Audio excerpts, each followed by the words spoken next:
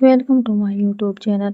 आदि और अक्षय के कमरे में वे दोनों अब तक सो रहे थे। तभी शालिनी जी उनके कमरे में आई और बोली, आदि अक्षय उठो। आदि और अक्षय दोनों में से एक भी अपनी जगह से नहीं हिला।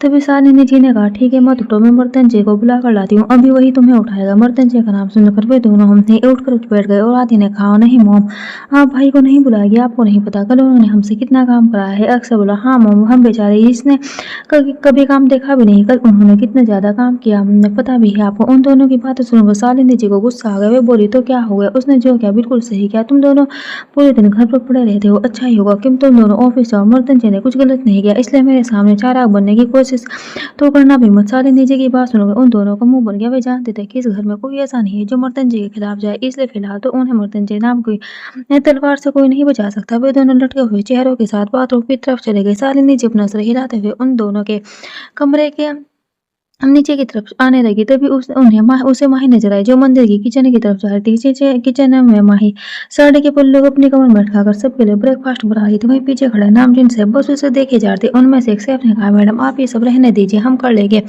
आप सिर्फ हमें इंस्ट्रक्शन दीजिए। इस पर माही ने मुस्कुराते हुए कहा, इसकी कोई जरूरत नहीं है, मुझे अच्छा लगता है अपनी फैमिली के लिए खाना बनाना। तभी एक दूसरा शेफ बोला, लेकिन मैडम ये आपका काम नहीं, ये तो। तभी पीछे से किसी की आवाज आई, तुम्हारी हिम्मत कैसे हुई उसकी बात काटने की। वे सारी निजी थी जो किचन के अंदर आ चुकी थी। उन्होंने उस शेफ को देखते हुए कहा, एक बात भूलो मत कि तुम्हारे सामने कौन खड़ा है, जानते हो ये बात मर्तनजय को पता चली तो क्या होगा। मर्तनजय का नाम सुनकर वे सारे शेफ डर गए। उनमें से किसी ने कुछ कहने की हिम्मत नहीं की। तभी शालिनी जी ने आगे कहा, वे तो कह रही है उसे करने दो, वैसे भी घर में सबको अब उसके हाथ का बना खाना पसंद है। इतना कहकर वह माही को एक नजर देख के ही वहां से चली गई। वहीं माही उन्हें हैरानी से देखने लगी।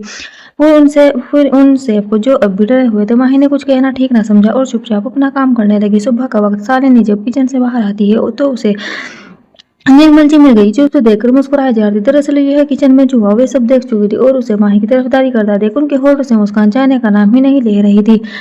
शालिनी जी निर्मल जी को मुस्कुराता हुआ देख बोली, अब आप क्यों मुस्कुरा रही। इस पर निर्मल जी बोली, देख रही हूँ कुछ ही सही, मगर तुम्हारी नाराजगी कम तो हुई। इस पर शालिनी बोली, ज्यादा सोचने की जरूरत नहीं है, मैंने ये सब इसलिए किया क्योंकि वो मीरानी खानदान की बहू है, उसकी रेपुटेशन हम सबकी रेपुटेशन से जुड़ी है, और दूसरी बात इसकी वजह से वैसे हम हमारे मर्तनजय की जिंदगी में नहीं, इसलिए मैं खुश थी। देर सीट इतना कहकर वे वहां से चली गई। वहीं निर्मल उसे ज्यादा देख मुस्कुरा कर बोली, अगर तुम सीधे सीधे तरह ये कह देती कि तुमने उसे अपना लिया है तो भी मैं कुछ नहीं कहती। निर्मल शालिनी जी को बहुत अच्छे से जानती थी। वे जुबान से कड़वी थी, मगर अपनी फैमिली के लिए हमेशा एक ढाल बनकर खड़ी रहती थी। खासकर मर्तनजय से उन्हें बहुत लगाव था, वे सबसे बहुत ज्यादा प्यार करती थी। वो घर में सिर्फ उन्हें छोड़कर और किसी की भी बात काट सकती थी। एक निर्मल ही जी ऐसी शख्सियत थी जो उनसे कुछ भी करवा सकती थी, और एक मर्तनजय, खैर उसकी तो बात ही लगती क्योंकि उस बात तो कोई भी नहीं काटता था। थोड़ी देर बाद सब लोग ब्रेकफास्ट करके अपने ऑफिस चले गए थे। आज का दिन भी हमेशा की तरह निकल गया। माही को करने के लिए कुछ खास नहीं था, इसलिए उसने कुछ कुकीज बना ली। ऐसे ही 2 दिन बीत गए, सब कुछ पहले की तरह नॉर्मल था। मर्तनजय की दी गई पनिशमेंट के बाद माही रात के वक्त कमरे से निकलने की गलती नहीं करती थी। इसका मतलब ये बिल्कुल नहीं था कि मर्तनजय माही को छोड़ देता था, नहीं मैं उसे हर रात परेशान करता था। अब तो जैसे उसकी आदत पड़ चुकी थी, वे जब तक माही को अपने बाहों में नहीं भरता था तब तक उसे नींद नहीं आती थी। हाँ, इन 2 दिनों में एक बात और हुई थी, और वे थी कि ईसा की शादी वाली खबर सबके सामने आ चुकी थी। भले ही वे मीडिया को इस बात की खबर नहीं थी, मगर रोज के असल में हर कोई इस बात को जान चुका था कि शुभ सच कह रहा था। उन सबको इस बात का गुस्सा भी था कि ईसा ने इतना बड़ा झूठ बोला।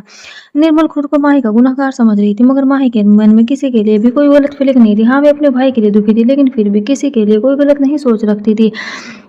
अब ये माही के एथिक्स थे या फिर उसके परिवेश या यह तो वे अब जाने, लेकिन यह सच था कि वे कभी किसी के लिए गलत नहीं सोच सकती थी। फिर चाहे कोई उसके साथ ला गलत कर दे, वे उस बात को एक रात की तरह भुला देती थी क्योंकि उसका मानना था कि इंसान गलत नहीं होता, बल्कि हालात गलत जिम्मेदार होते हैं। एरोन रिसर्च लैब ये एक बहुत फेमस लैब थी जहाँ बहुत सारे डॉक्टर साइंटिस्ट काम करते थे। यहाँ बहुत ज्यादा शांति थी। एक लैब के एक फ्लोर पर काले कपड़े पहने बहुत से गार्ड खड़े थे, और ये सारे गार्ड के लास्ट वाले कमरे के लाइन में खड़े थे। इस आखिर के कमरे का माहौल टेंशन भरा था। उस कमरे में सिर्फ 3 लोग मौजूद थे, पहला संजय, दूसरा मर्तनजय जो चेयर पर बैठा था। उसके चेहरे के एक्सप्रेशन नॉर्मल थे, मगर फिर भी वे नॉर्मल एक्सप्रेशन हर किसी के लिए परेशानी की वजह बने हुए थे। इस कमरे में मौजूद चौथा इंसान ठीक मर्तनजय के सामने बैठा था, जिसका नाम था अशोक अरोन। ऐसे करोन एक फेमस साइकेट्रिस्ट था। उसका नाम सिर्फ इंडिया में नहीं बल्कि विदेशों में भी बहुत रिस्पेक्ट से लिया जाता था। उन्होंने आज तक ना जाने कितने ही लोगों का इलाज किया है और हमेशा सक्सेस ही मिले, मगर सिर्फ एक शख्स उनके लिए सबसे बड़ी चुनौती बना हुआ था, जिसे वो आज तक ठीक नहीं कर पाए, और वह था मर्दन जी, जिसे वो आज तक ठीक नहीं कर पा रहे थे। उसकी एडिक्टेड पर्सनालिटी ने उन्हें मुश्किल में डाल दिया था। मिस्टर एरोन ने तुरंत जी से कहा, मर्दन जी, तुम्हें अपनी लत को काबू में करना होगा। इसका तुम पर हावी होना ठीक नहीं है, इसमें बड़ी प्रॉब्लम हो सकती है।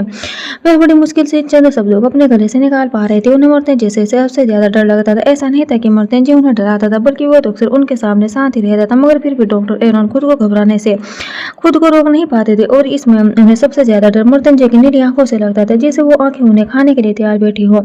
हालांकि वो कोई पहले शख्स नहीं थे, उनकी तरह और भी लोग मर्दन की आंखों में देखकर बोल नहीं पाते थे, सिवाय माही के। हाँ, उसे डर तो लगता था, लेकिन उस टाइम में उसकी आंखों में आंखें डालकर उससे अपनी बात कह देती थी। मर्दन जी ने अपनी सात आवाज में कहा, ओके डॉक्टर। इतना कहकर मर्दन जी ने अपनी नजर उनसे हटा ली, और ये देखकर मिस्टर एरोन ने एक गहरी सांस ली, जैसे किसी ने उनकी गर्दन से तलवार हटा दी हो। उनकी हालत देखकर संजय को हंसी आ रही थी, मगर फिर भी वो खुद को कंट्रोल करके बैठा था। जब मिस्टर एरोन ने संजय को हंसते हुए देखा तो उनकी आंखें सिकुड़ गई। उन्होंने उसे सख्त लहजे में पूछा, अब तुम बताओ तो कब शादी कर रहे हो?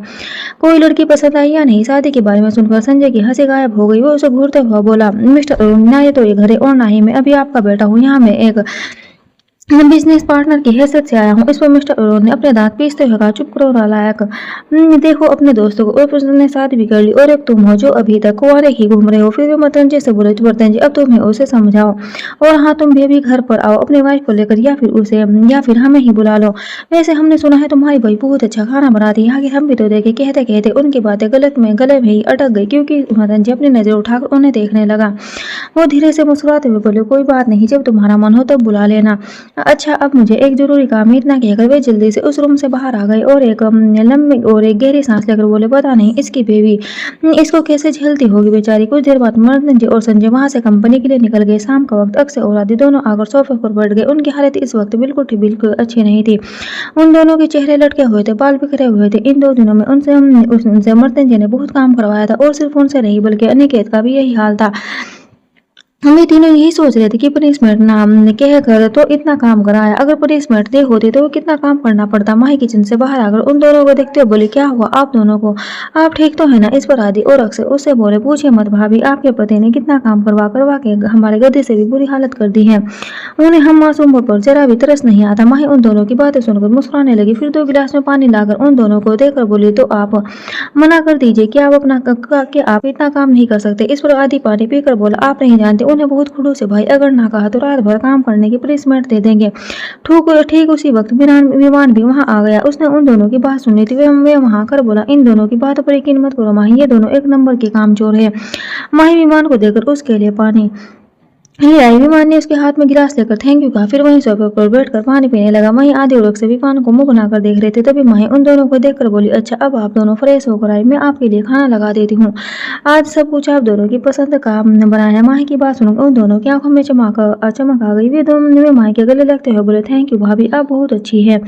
एक आप ही को हम बेचारों का दुख समझती है। इससे पहले कि माही कुछ बोलती, किसी की भारी और कठोर आवाज हॉल में गूंजी, क्या हो रहा है यहाँ पर? आदि और अक्षय तो यह आवाज सुनकर स्ट्रेट पोजीशन में खड़े हो गए। वहीं माही और विमान भी उस तरफ देखने लगे। मर्दन जी उन सबके पास आकर उन तीनों के बीच में खड़ा हो गया। वो आदि रोक से को अपनी सर्द नीली आंखों से देख रहा था। वहीं आदि और अक्षय दोनों ही बड़ी मुश्किल से अपने पैर जमीन पर जमाते हुए खड़े थे। मर्दन जी उन दोनों को देखकर बोला, डिनर के बाद तुम दोनों मेरे स्टडी रूम में आओगे, अंडरस्टैंड? इस पर आदि और अक्षय ने जल्दी जल्दी अपना सिर हिला दिया। इधर विमान होठों पर दबी सी हंसी लिए उन दोनों को देख रहा था।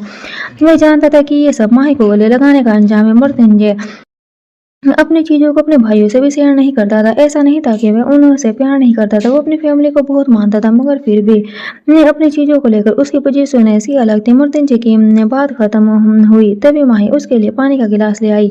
मर्दन जी ने पानी ले लिया और उन दोनों पर अपनी जानलेवा नजर गड़ाते हुए पीने लगा। तभी माही ने उन दोनों से कहा, अरे आप दोनों अभी तक ऐसे ही खड़े हैं, जाइए फ्रेश होकर आ जाइए। माही की बातों को सुनकर दूसरे उन दोनों के पैरों में जान आ गई, तो वह दोनों भागते हुए अपने अपने कमरे की तरफ चले गए। पीछे विमान और माही उन्हें ज्यादा देख मुस्कुरा दी। फिर माही ने विमान से कहा, विमान भैया आप फ्रेश होकर नीचे आ जाए, पापा और चाचू भी आते होंगे। विमान अपना सिर हिलाकर चला गया। उसके जाने के बाद उसके मर्दन को देखा, जो उसे ही अपनी जलती निगाहों से देख रहा था। माही एक पल के लिए उसकी आंखें देखकर घबरा गई।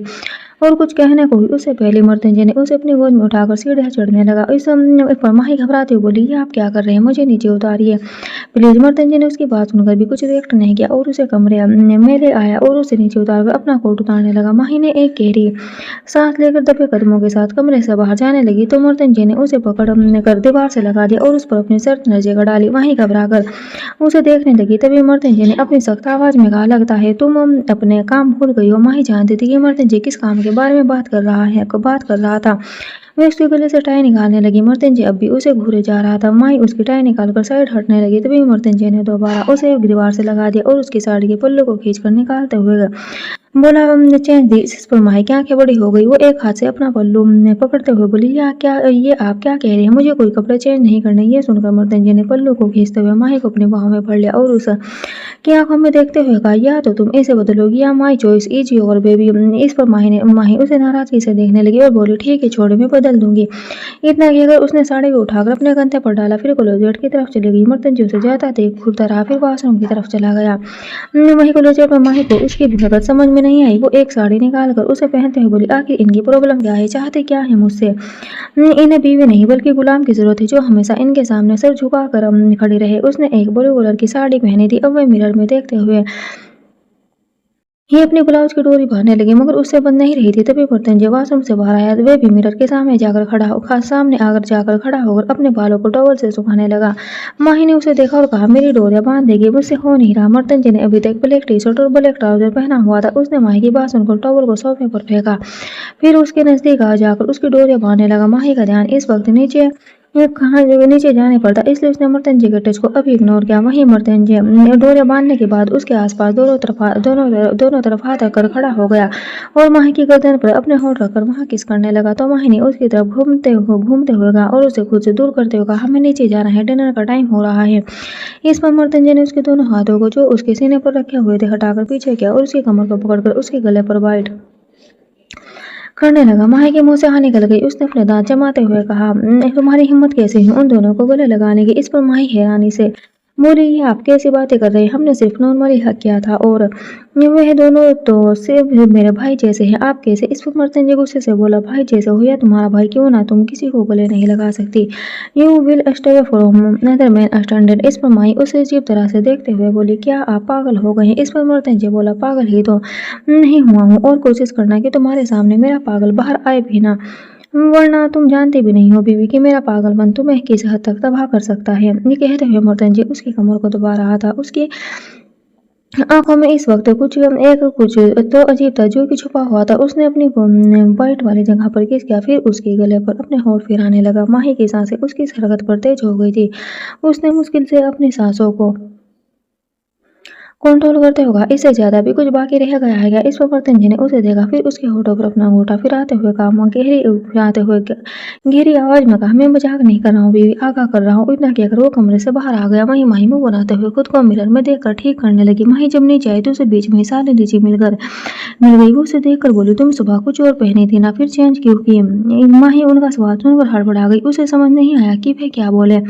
तभी वहां निर्मल जी आ गई। उन्होंने शालिनी जी की बात सुन ली। वो शालिनी से बोली, सालू अब तुम सवाल जवाब ही करती रहोगी या फिर डिनर के लिए भी चलोगी। निर्मल जी के टोकने पर वो उनके साथ वहां से चले गई। यहाँ माही उनकी जाते गहरी सांस लेते हुए बोली, बच गई मगर कब तक। अगर डाइनिंग टेबल पर किसी ने कुछ पूछ लिया तो क्या जवाब दूंगी। ये सोचते हुए माही को मर्तंजय पर बहुत गुस्सा आया, लेकिन क्या फायदा, मर्तंजय उससे भी ज्यादा गुस्से वाला है, इसलिए उस पर माही के गुस्से का असर तो होने से रहा। माही बेचारी परेशान होती हुई डाइनिंग टेबल की तरफ आ गई। टेबल पर सब मौजूद थे, हमेशा की तरह। दोनों हेड चेयर पर देवराज और मर्तंजय बैठे हुए थे और बाकी सब अपनी अपनी चेयर पर बैठे थे। यहाँ पर दो लोग सबसे ज्यादा एक्साइटेड नजर आ रहे थे, क्योंकि पहला तो उनकी मनपसंद खाना बना था और दूसरा माही के हाथों का खाना खाते हुए। राजेंद्र जी बोले, आज तो सारा खाना आदि और अक्षय की पसंद का बना है। इस पर देवराज जी बोले, अरे इतनी मेहनत से काम जो कर रहे हैं आजकल उसी का रिवॉर्ड है। क्यों माही। उनकी बात सुनकर माही मुस्कुरा दी। तभी आदि बोला, डेड कम से कम खाना तो खाने दीजिए, भाभी ने कितनी मेहनत से हमारे लिए बनाया है। उसके बाद आप सवाल जवाब कर लेना। आदि की बात सुनकर विमान ने उसके सिर पर हल्के से मार दिया और खाने की तरफ इशारा कर दिया। वहीं मर्तंजय उसकी बात सुनकर अपना खाना बंद कर चुका था। उसने अपनी सख्त नजरों से माही को देखा जो आदि की बातों पर मुस्कुराई थी। वो देखते हुए उसने हाथ में पकड़े चम्मच को वापस प्लेट में रखा, फिर अपनी चेयर से खड़ा होकर माही के चेहरे को अपनी उंगलियों से पकड़कर अपनी तरफ किया और अपनी सख्त नजरों से देखते हुए कहा, आज के बाद तुम किचन में कदम नहीं रखोगी। ये कहते हुए वहां से चला गया। माही तो उसके कहने पर शौक होकर उसे देखती रही। फिर उसने अपनी तिरछी नजरों से सबको देखा जो खामोशी से प्लेट पर खाने पर उनका ध्यान लगाए धीरे धीरे मुस्कुरा रहे थे। माही ने अपनी नजर फेर ली और वहां से उठते हुए बोली, मेरा हो गया, गुड नाइट, और जल्दी से वहां से अपने कमरे में चले गई। उसके जाते ही सब हंसते, लेकिन साली जी अपने खाने की प्लेट की तरफ देखती रही। हालांकि उनके चेहरे पर एक छोटी सी मुस्कुराहट थी। रात के वक्त माही अपने कपड़े चेंज करके बालकनी की तरफ चली आई जहां मुर्तिंचे खड़ा था। उसके होठों के बीच सिगरेट रखी थी। माही ने उसकी सिगरेट को देखकर मुंह बिखारा, फिर उसके पास आकर कहा, मुझे आपसे कुछ बात करनी है। मर्तुंजय ने उसे एक नजर देखा, फिर वहां पड़े सोफे पर बैठते हुए कहा, बोलो। माही ने अपने दुपट्टे में एक उंगली को उलझाते हुए कहा, आपने कहा था कि अगर मेरा भाई निर्दोष निकला तो आप मेरी ख्वाहिश पूरी करेंगे। मर्तुंजय गहरी नजरों से उसे देखने लगा जैसे उसके मन में चल रही बातों को जान सके। माही ने आगे कहा, मेरी भी एक ख्वाहिश है। मैं चाहती हूँ कि आप आदि और अक्षय से इतना काम ना कराया। मैं दोनों भी बच्चे हैं और आदि का तो कॉलेज भी होता है। आप उसे तो ऑफिस लेकर ना जाए। माही की बात सुनकर मर्तुंजय ने कुछ पल उसे देखा, फिर कहा, और मैं तुम्हारी बात क्यों मानूं। इस पर माही ने हैरानी से अपना सिर उठाकर उसे देखा और कहा, मगर आपने कहा था कि आप मेरी ख्वाहिश पूरी करेंगे। इस पर मर्तुंजय खड़ा हुआ और उसके पास आकर बोला, कहा था, लेकिन इसका मतलब यह नहीं है कि दुनिया की प्रॉब्लम को तुम अपनी ख्वाहिश मानकर मुझसे पूरी करवाओगी।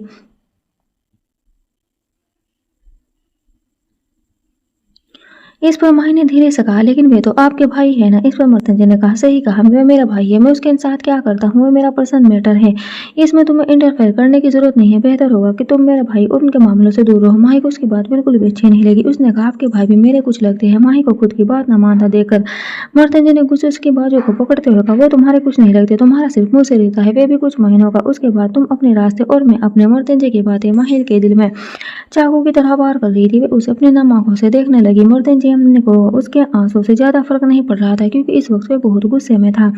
उसने माही की आंखों में देखते हुए कहा, बचा कर रखो ये आंसू माहिया दास, इनकी जरूरत तुम्हें आगे भी पड़ेगी। मेरे साथ रहना इतना आसान नहीं है। मर्तुंजय ये सारी बातें करते हुए माही के काफी करीब आ गया था। माही के चेहरे पर दर्द की लकीरें देखकर मर्तुंजय ने उसे छोड़ा और अंदर आ गया। माही वहीं खड़ी कुछ सोच रही थी, तभी उसे अंदर किसी चीज के टूटने की आवाज आई। वह भागते हुए अंदर आई। कमरे में मर्तुंजय के पास कांच फैला पड़ा था। वह उसके हाथों से खून टप टप की आवाज के साथ जमीन पर गिर रहा था।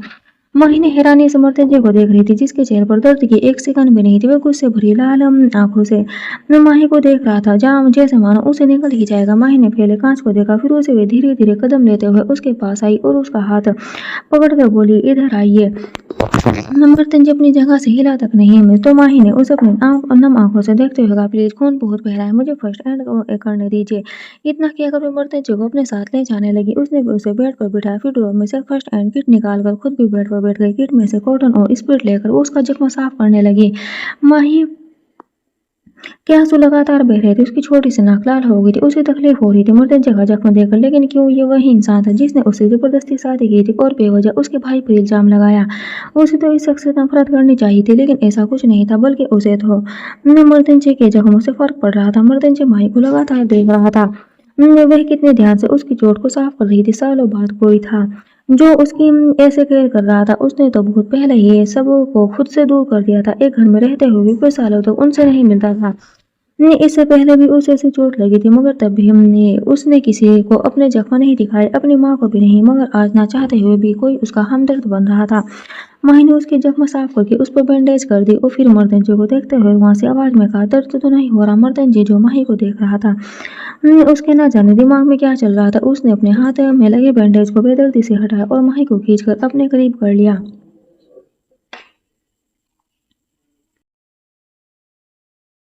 फिर उसके होठों पर होठ रखकर उसके नाजुक होठों पर अपना गुस्सा उतारने लगा। माही हैरान होकर उसे देखने लगी। मर्तुंजय ने किस करते हुए उसे बेड पर लेटा दिया और खुद उसके ऊपर आ गया। उसने माही को दोनों हाथों को अपने हाथों से पकड़ रखा था, जिस वजह से उसके हाथों में पहनी कांच की चूड़ी बिस्तर पर ही टूट गई। उसने जब कुछ देर बाद माही को छोड़ा तो माही गहरी गहरी सांस लेने लगी। उसके होठ लाल हो गए और उसके निचले होठों से भी खून बह रहा था। मर्तुंजय के हाथ से भी खून बहने लगा और चूड़ियां टूटने की वजह से माही के हाथों से खून बहने लगा। माही सांसों को संभाल कर कुछ कह नहीं पा रही थी कि तभी मर्तुंजय ने दोबारा उसके होठों पर अपना कब्जा जमा लिया। अब की बार वे थोड़ा सॉफ्ट था। उसने माही को गलाई को छोड़ उसकी उंगलियों में अपनी उंगलियां मिला दी। दोनों के ही हाथ खून के लाल रंग में रंगे हुए थे और माही और मर्तनजे दोनों ही आंखें बंद दोनों की आंखें बंद थी, मगर माही के पैर लगातार हलचल कर रहे थे। उसके मचलते पैरों की वजह से कमरे में पायलों की छन छन की आवाज भी गूंज रही थी। मुर्तजे ने उसे किस करते हुए उसके गले से दुपट्टा निकाल फेंका। बीच रात के वक्त माही और मुर्तजे दोनों एक ब्लैंकेट में लेटे हुए थे। बेड के आसपास कपड़े जमीन पर पड़े थे। सबसे ज्यादा बुरी हालत माही के सूट की थी। मुर्तजे तो सो रहा था, मगर माही की आंखें अब भी खुली थी। उसने अपना सर घुमाकर मुर्तजे को देखा, जिसकी आंखें बंद थी। फिर उसने मुर्तजे के हाथ को देखा, जो ब्लैंकेट के ऊपर ही उसकी कमर पर पकड़ा हुआ था। माही ने आराम से उसके हाथ को उठाया, फिर उठकर अपने ऊपर पड़े ब्लैंकेट को ठीक किया और दूसरी साइड रखे फर्स्ट एड बॉक्स को उठाया। उसने किट में से एक बैंडेज को निकाला और उसे मुर्तजे के कटे हुए जख्म पर लगा दिया। फिर एक गहरी सांस लेकर बॉक्स को वापस टेबल पर रखकर जैसे ही वे लेटते हुए तो मुर्तजे ने उसे अपने नीचे करते हुए खुद उसके ऊपर आ गया। उसे देखकर माही हैरानी से हिचकिचाते बोली, आप तो सो रहे थे ना? इस पर मुर्तजे उसके कान के पास झुकते हुए अब धीमी आवाज में बोला, जरूरी नहीं, जिसने आंखें बंद कर रखी है वो सो रहा है। और उसके कान को अपने दांतों के बीच रखकर बाइट कर लिया। माही ने इसके साथ अपनी आंखें बंद कर ली, सिर्फ इसलिए जगी थी ताकि वे मुर्तजे को बैंडेज लगा सके, वरना थकान की वजह से उसे नींद तो बहुत तेज आ रही थी। बहुत मुश्किल था उसके लिए खुद को जगाए रखना। अगर उसे मुर्तजे के जख्म की परवाह न होती तो वे कब की जगह सो गई होती, लेकिन अब तो उसे नहीं लग रहा था कि वे सो पाएगी। सुबह का वक्त फोर्थ हो और माही अपने कमरे में आराम से सो रही थी। वे अकेली ही लेटी हुई थी। 10 बज चुके थे, मगर माही की नींद अब भी नहीं खुली थी, क्योंकि वे अभी सुबह 4 बजे ही सोई थी। आधे घंटे बाद माही ने एक अंगड़ाई लेते हुए अपनी आंखें खोली।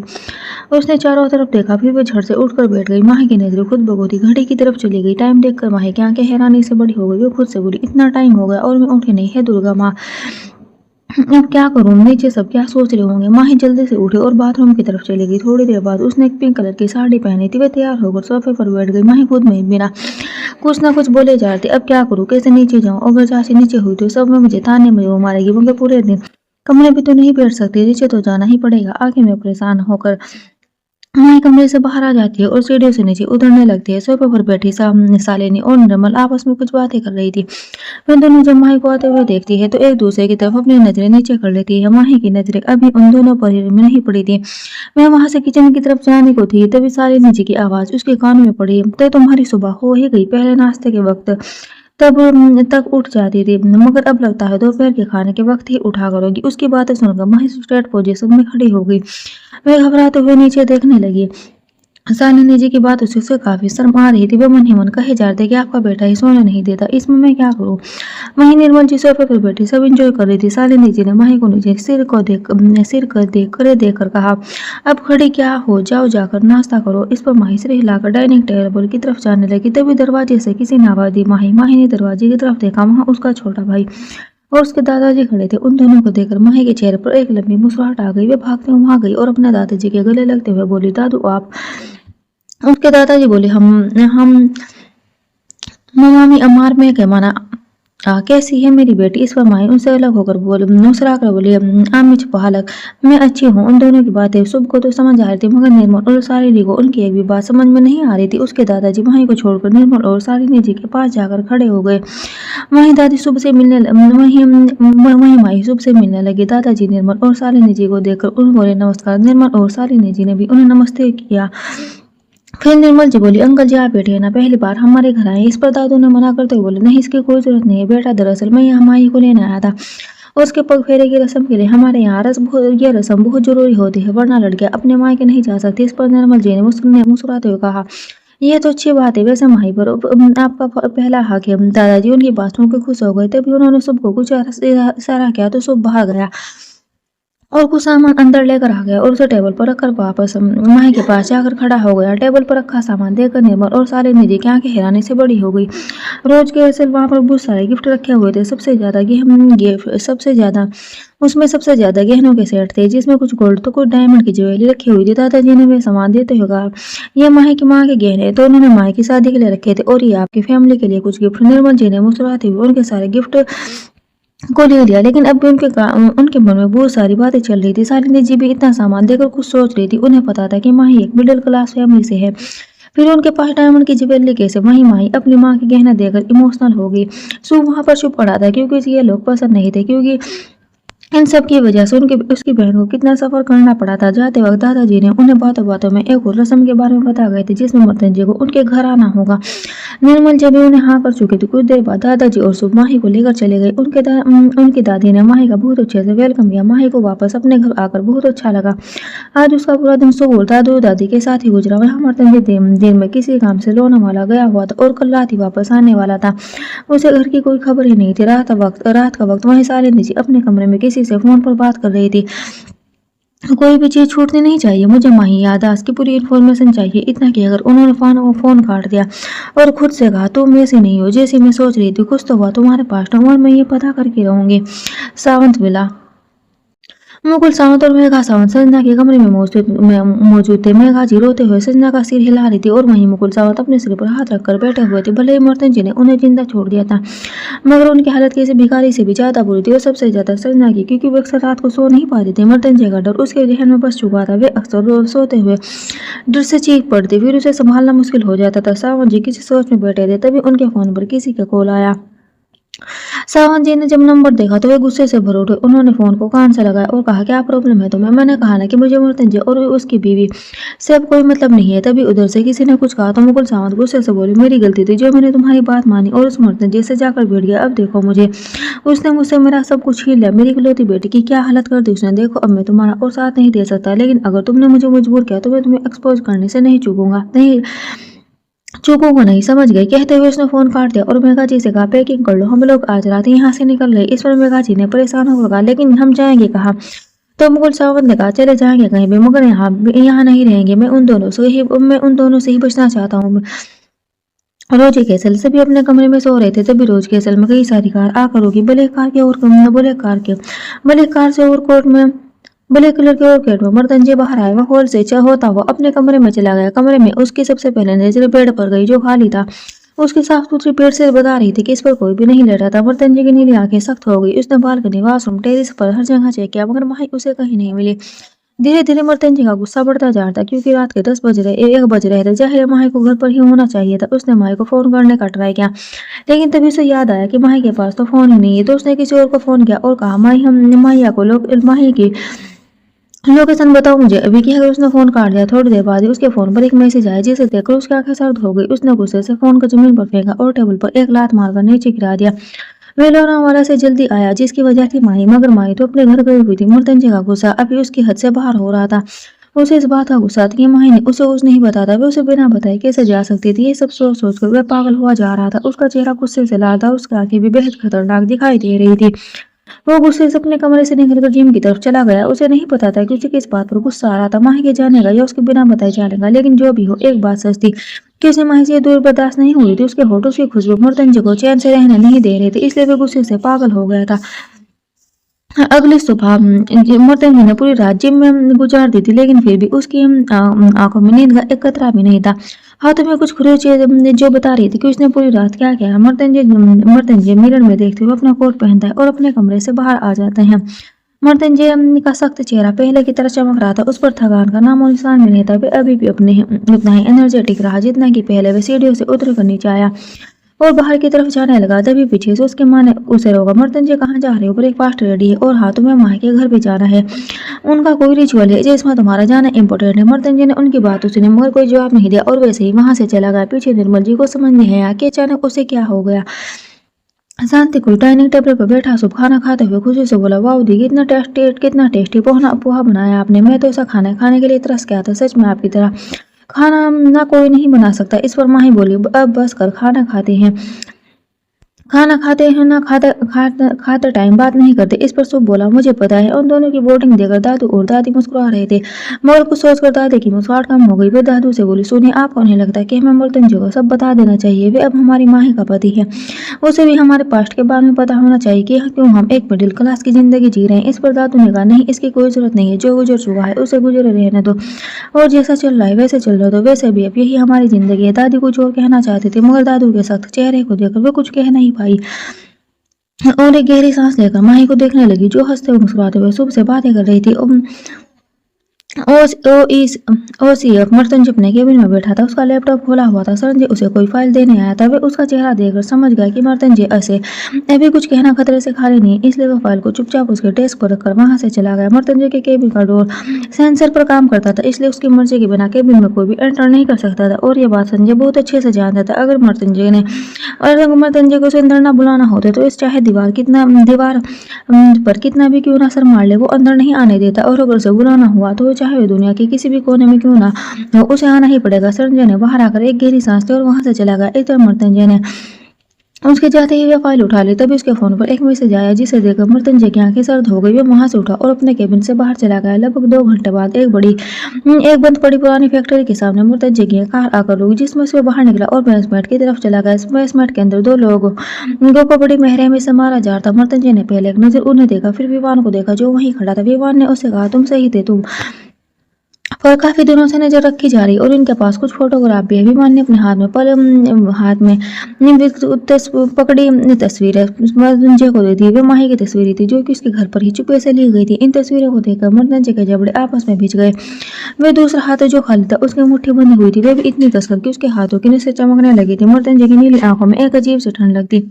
वह सरदार के साथ होकर भी कोहराम मचा रही थी। मर्तनजय ने उन तस्वीरों को अपनी जेब में रखा, फिर एक सिगरेट को अपने होठों के बीच दबाकर कहा, फिर भी अब तक जिंदा है विमान और पासा, जिसने उन दोनों की हालत की थी। वे उसकी बातों का मतलब समझ गए। पासा ने वहीं रखे कैन को उठाया, उन दोनों के ऊपर ही खाली कर दिया। मर्तनजय अपनी गहरी और लाल ओशियन ब्लू आई से उन दोनों को देखते वो सिगरेट के कस लिए जा रहा था। पासा के हटने के बाद उसने अपनी सुलगती हुई सिगरेट को वहीं फेंक दिया। उस सुलगती सिगरेट ने कुछ ही देर में आग पकड़ ली और उस आग ने उन दोनों शख्सों को अपनी आगोश में ले लिया।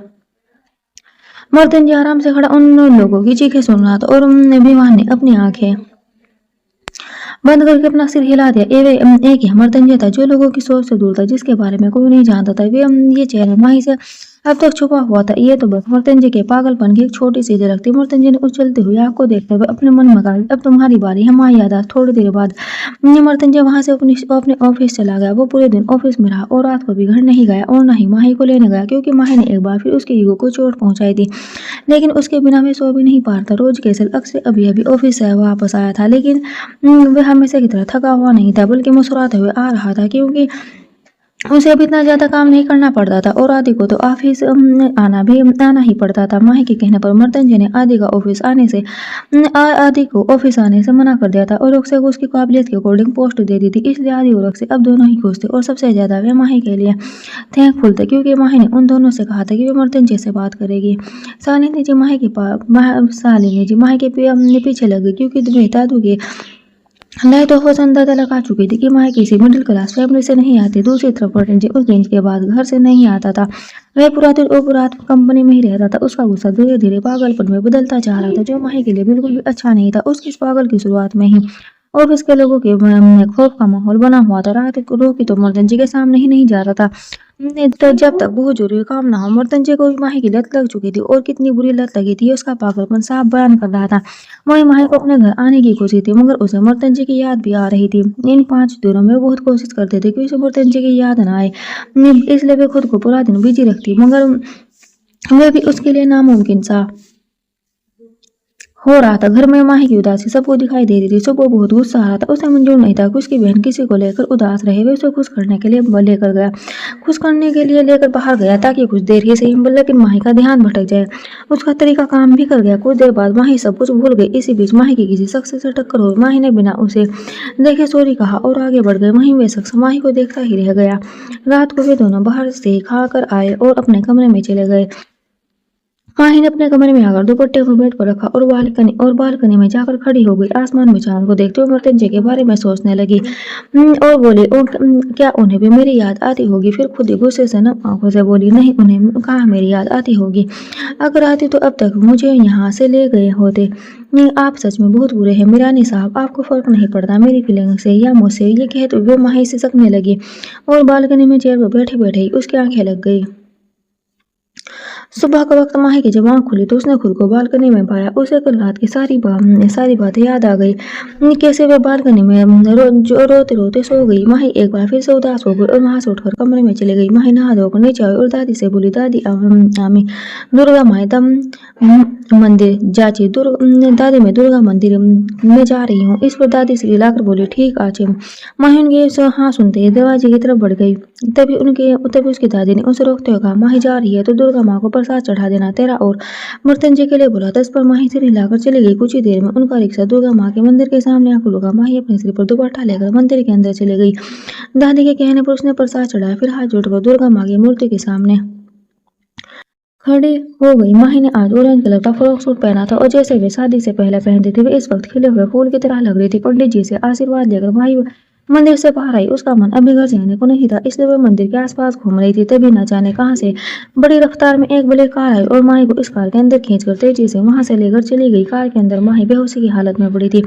वहीं आगे वाली सीट पर 2 शख्स बैठे हुए थे। वह हाइट पर्सनालिटी से तो लड़का लग रही थी, मगर असल में ये लड़कियां थी जो कि लेस्बियन थी। उनके कपड़े गार्ड की तरह थे। उन दोनों के चेहरे पर कोई भी एक्सप्रेशन नहीं थे। वे किसी रोबोट की तरह किसी के ऑर्डर फॉलो कर रही थी। बीच साइड पर एक फार्म हाउस जो बहुत ही खूबसूरत था। उसके मास्टर बेडरूम में एक लड़की सोई हुई थी। उसके चेहरे पर सादगी भरी चमक थी। ये कोई और नहीं बल्कि माही थी। उसके ऊपर एक ब्लैंकेट पड़ा था। वे रूम बहुत बड़ा था और उतना ही शानदार भी था। वह इस कमरे में रखी हर एक चीज की कीमत करोड़ों से भी ऊपर थी। उसकी खिड़कियों पर कीमती कर्टन पड़े थे और एक येलो कलर की धीमी लाइट पूरे कमरे में उजाला कर रही थी। बीच पर धीरे धीरे माही की आंख खुलने लगी। उसने अपने सिर पर हाथ रखते हुए चारों तरफ देखा। वह खुद को एक अनजान जगह पाकर घबरा गई। वे बेड से खड़ी हुई और दरवाजे की तरफ भागी। दरवाजा लॉक नहीं था, इसलिए वे आराम से कमरे से बाहर आ गई। माही इतना डर चुकी थी कि उससे अपने दुपट्टे को भी कमरे में ही छोड़ दिया। वे सीढ़ियों से होकर नीचे आई और मेन डोर को खोलने लगी, लेकिन मेन डोर लॉक था। माही इतना घबरा गई थी कि उसकी आंखें भी नम हो चुकी थी। वह हाथ मारकर दरवाजा खोलने की कोशिश कर रही थी। इस वक्त उसे कुछ समझ नहीं आ रहा था सिवा इसके कि उसे यहाँ से निकलना है। माही जब थक गई तो उसने पलटकर दूसरी तरफ देखा। एक बार के लिए जब उसकी आंखें नम हो गई, फार्म हाउस के चारों तरफ घूमी तो उसे कुछ याद आने लगा। वह पहले भी इस जगह पर आई थी। केक का ऑर्डर लेकर माही को अचानक वो शख्स और उसकी नीली आंखें याद आने लगी। वह समझ गई कि ये वही जगह है, लेकिन उसे यहाँ क्यों लाया गया, ये सोचते हुए माही धीरे धीरे कदम लेकर आगे बढ़ी। हालांकि उसे अभी भी डर लग रहा था, मगर फिर भी वह खुद को हिम्मत देते हुए आगे बढ़ रही थी। इस फार्म हाउस के जिम में कुछ आवाजें सुनाई दी, इसलिए वह अंदर झांकने लगी। जिम के अंदर मृत्युंजय था जो पंचिंग बैग पर मुख्य बरसाया जा रहा था। उसके बाल माथे पर बिखरे हुए थे और पूरी बॉडी पसीने से भीगी हुई थी। मृत्युंजय को देखकर माही की आंखें हैरानी से फैल गई। वह खुद से बोली, इसका मतलब उस दिन इन्होंने ही मुझे पकड़ा था। माही को नहीं पता था कि यह मृत्युंजय का फार्म हाउस है। वे धीरे धीरे कदम लेकर मृत्युंजय के पास आ गई। वे उससे कुछ कहती तभी उसकी नजर मृत्युंजय के हाथ से निकलते खून पर गई। वे हैरान और डर से उसके पास आते हुए बोली, यह क्या कर रहे हैं आप। मृत्युंजय ने उसकी बात सुनकर भी अनसुनी कर दी। उसे ये बहुत पहले से अंदाजा था कि माही यहाँ है। तभी एक बार फिर माही की आवाज आई, आप मेरी बात सुन भी रहे हैं। बंद कीजिए ये सब, आपके हाथों से खून बह रहा है। माही के दूसरी बार कहने पर भी मृत्युंजय नहीं रुका।